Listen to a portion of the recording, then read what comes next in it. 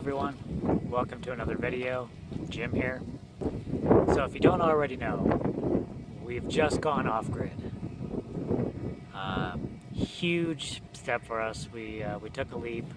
We made the transition. I want to start out by saying thank you to all the people that have commented us. There's a lot of people that have been just wishing us good luck and just congratulating us.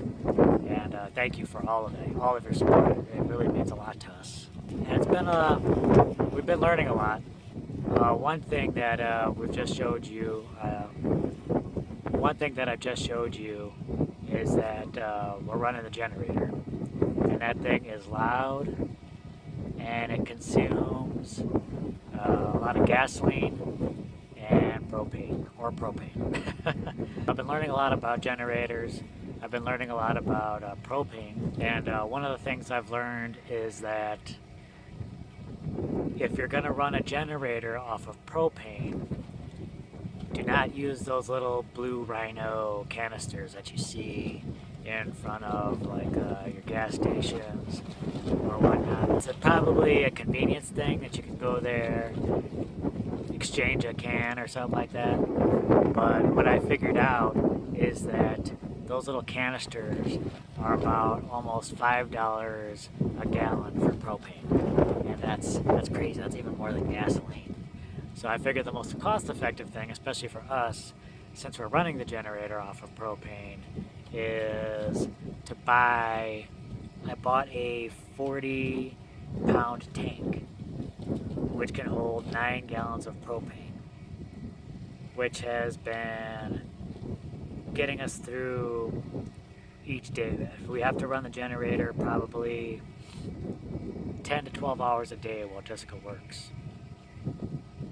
And filling up that tank of propane is about $23.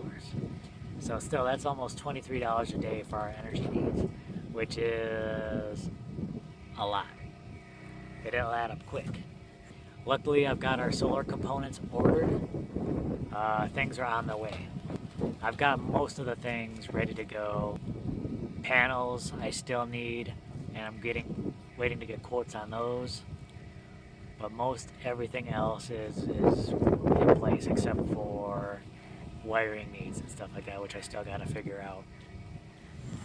And I got to build something to house some of those components in, because you want to keep those a little protected from the elements. I figured out one advantage we have in this trailer, and as these trailers can be, they're kind of inefficient, but one advantage is that the refrigerator can run off of electricity if you're connected to a power source, or it can run off of propane. And I switched it to just run off of propane because it didn't make sense to run the generator, to have the generator run on propane, to turn that into electricity to run the refrigerator. So I figured just cut out the middleman and just run it straight on propane. But I think that's been saving us a little bit of energy.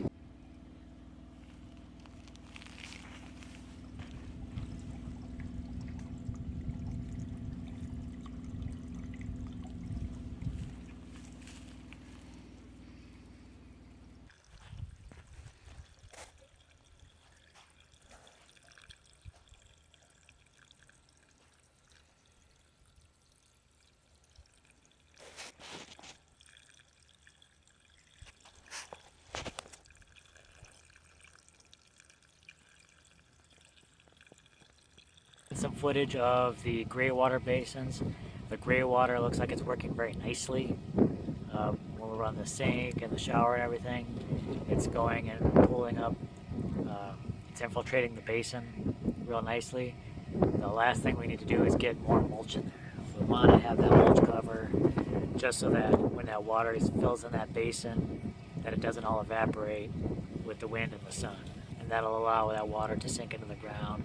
So when we do get a tree planted in there, which should be very soon, I think our gray water will supply all the needs. As you can see, Jessica's got a little creative with the clotheslines. She's just hung up clotheslines right in between the trailer and the RV. and that's perfect. You know, those structures are already there. We just hung those clothes up to dry today, and with the winds we've been having and the sun, this stuff was drying out in like 5 minutes. It's crazy. So that was good. So our first night off grid was it's getting settled in a little bit. Both Jessica and I didn't get a whole lot of sleep last night. I don't even know if I even got any sleep that night. I might have been up all night. It's just one of the things weighing heavily on my mind was the generator, because we felt we weren't getting the runtime that we needed to on the generator. But I got that figured out with the larger propane tank, and with the larger propane tank we were able to get a much cheaper price on that. So that eased my mind a little bit. Ever since that first night though, I've been sleeping really good. The daytime temperatures it has been warm, it has been hot out here. It's been, I'd say about low 90s, but in the afternoon, right about now, the sun's still intense, but you get a little bit of shade, and it's perfect right here in this spot where I'm at. And another thing that's been nice just about making that final leap off grid is before we were living at Double Adobe Campground. It was fine for a little bit, but you know, we're still paying rent, we're still paying for grid electricity. Making that move right now, it might be a little bit more money this first month because just how much fuel the generator's consuming. But once we get things set up, the cost should drop dramatically. But one of the advantages of coming out here though is that now we can be much more focus intensive on the projects, because before at Double Adobe we're still looking at a 20 to 30 minute drive over here, which gets inconvenient, and then like you're into the evening hours, maybe you want to do more work because it's cooler, but you gotta think, oh man, I gotta still take a drive back there, and plus now that we're out here, that gives Jessica more freedom to get out of the trailer, because before she felt a little cooped up. She wasn't really comfortable at Double Adobe, but now that we're out here, I can see she's been felt a lot more free.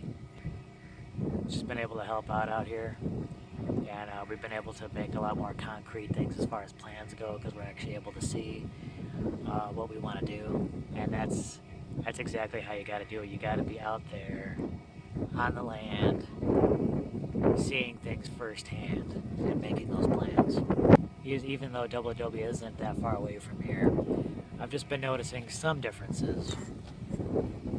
Actually, even though Double Adobe is more populated than right here, I was noticing more animals out that way. I was noticing more deer, javelina, coyotes. I saw all that out there. I'm not seeing that as much here.